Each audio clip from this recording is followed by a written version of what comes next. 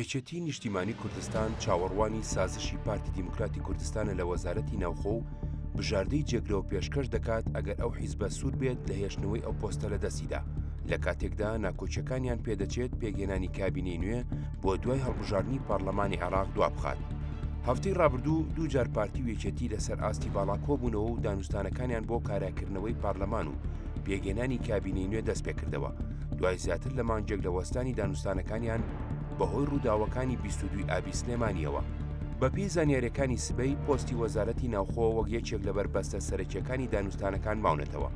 یەکێتی جەخت لە وەرگرتنی دەکاتەوە و پارتیش ئامادە نیە دەستبەرداری بێت. لەگەڵ ئەوەشدا یەکێتی پێشنیازێکی جێگرەوەی پێشکەش کردووە بەڵام پارتی ڕەزامەندی نەداوە.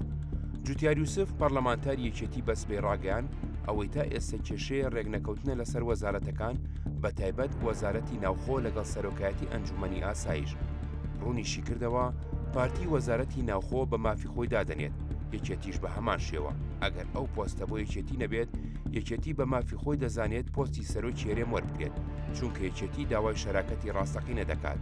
پۆستی سەرۆکی هێرێم لە دوای پێگەێنانی دامەزراوەی سەرۆکایەتی هێرێم لە ساڵی 2005 لە لای پارتیە بەرامبەر پۆستی سەرۆکۆماری عێراق بۆ یەکێتی. هەروەها بە درێژایی 9 کابینی یەک لە دوای یەک وەزارەتی ناوخۆ لە 8 کابینە لە لای پارتی بووە. پەرلەمانتارەکە یەکێتی جەخت دەکاتەوە پارتی دەبێت بێتە ژێرباری ئەوەی سازش لە هەندێک وەزارەت کات و هێڵی سوور لەسەر هەندێک وەزارەت و پۆست لابات. پێشبینیشی کرد دانیشتنێکی دیکەی هەردوو سەرۆکی یەکێتی و پارتی برسەکە یەکلای بکاتەوە. پارتی و یەکێتی دەیانوێت پێش پێگەێنانی حکوومەت پارلەمان کارا بکەنەوە، بەڵام مانەوەی ناکۆچیەکانیان لەسەر بەشێک لە پۆستە حکوومیەکان چارەنووسی کاراکردنەوەی پەرلەمانیشی بە نادیاری هێشتوتەوە.